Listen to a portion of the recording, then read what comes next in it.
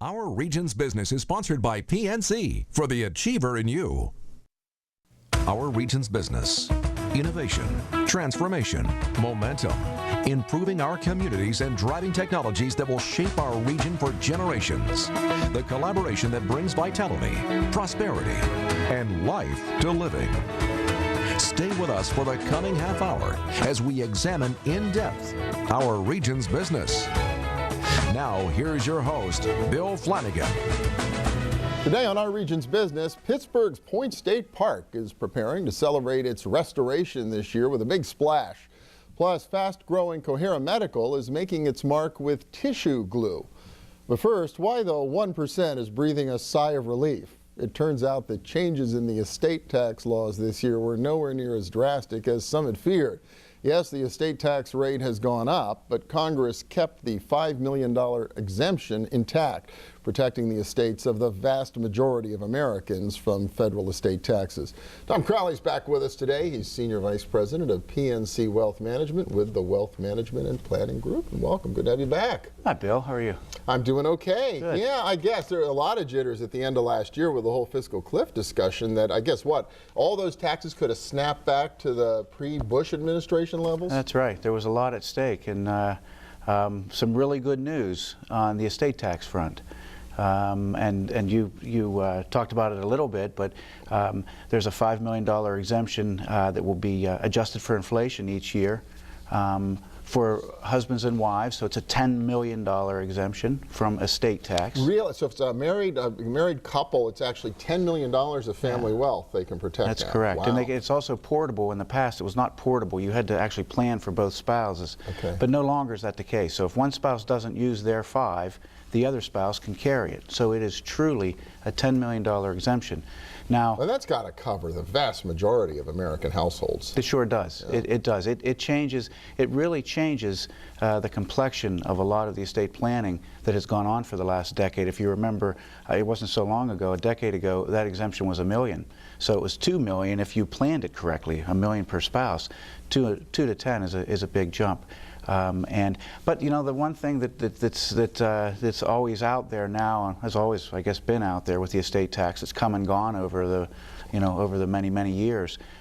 It's more political than it's ever been. So it could come back in. It's the one. It is the one area where Congress, if they so deem, can really tax one specific segment of the public, and that's the wealthy. Sure, so and although the could change again. Yeah, fiscal cliff was resolved, but there's still plenty of conversation about the deficit and the debt and those long-term issues and how as a nation we're going to come to grips with that. The other piece of this, though, they preserved the exemption, and that was good news for everybody, but for those who are fortunate enough to actually have more than $10 million, the tax rate's gone up, right? The tax rate has gone up, but it hasn't gone up as much as we might think. It's now 40%.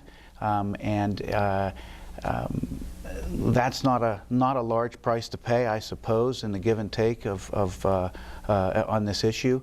And at one time it was 55%, and there was even a surtax on top of that at one point. So it's still substantially lower than historical numbers, and with the portability, as you said, it's going to protect a lot of people from paying estate tax. Now, that's federal estate tax. That's federal, because a lot of states have their own estate taxes. Correct. And Pennsylvania is the one state that does. We have an inheritance tax. Yeah. It ranges anywhere from 4.5% to 15%. Okay. Are these interrelated at all? They are no longer interrelated. They were at one time, but they are no longer interrelated either. So, and that's actually good news. But that tax still applies. There's been some talk about what may happen there, but you know, you never know. So you say it's kind of, a lot of estate planners now are sort of rewriting the book for their clients. I mean, as you look ahead into this year, does this change the way people should be thinking about their tax position? It does. It's really interesting. For a lot of years, clients talked, and we planners, we talked to clients about the tax motivations, the tax issues that were involved, and many times that seemed to be what might be driving the creation of trusts in estates. Of course, not all the time, but many times it was a big part of that, or it seemed so. Now we'll see. It'll be very interesting when we talk to our clients about the need for trusts for their children, to preserve assets in case of divorce, to preserve assets in case of a child's inability perhaps to handle them. For a long time, it was always was discussed a lot that the income tax issue, or I'm sorry, the estate tax issue would be enough to deal with that, but not so much maybe now. So yeah, you can sort of set the tax concerns aside a little bit and really talk about what their needs and what the right strategies are to really take care of the whole family, which is probably a nice way to be able to approach some of these problems. Said it better than I did. Yeah, I know PNC periodically takes the pulse of wealthy people, the folks we're largely talking about here. You know, I was intrigued, this latest survey, because you have this stereotype that wealthier people, you know, they don't want the estate tax because they want to preserve all their wealth for their kids, and they're going to pass this along, and someday we'll have this aristocracy in America. That's right. It's not really the way wealthy people seem to think about their wealth and how much of it they should leave for their kids. That's right. It's very interesting.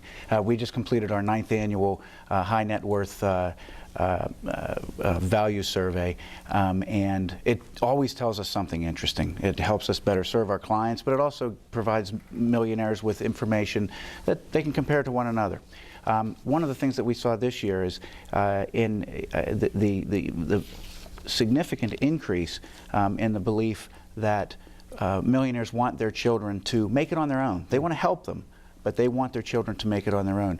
That's 82% of those that we surveyed said that. In 2007, 65% said that. So that's a significant jump. So they want to help them, but they don't want to necessarily underwrite the rest of their lives. And it may, that's exactly right. And it may be related to a few things, one of which I think is the respondents also said 75% of them came from medium income households, and 12% of them came from poor households. So only 13% of those that we surveyed really came from wealth. And so often I think it's human nature to want to see our children do some of the things that we did. And a lot of the millionaires today in the U.S. are self-made.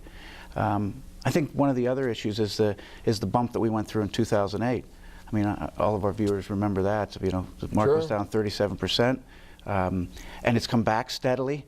And last year, if you think about it, the market went up 15%, but it sure didn't feel like it. Yeah.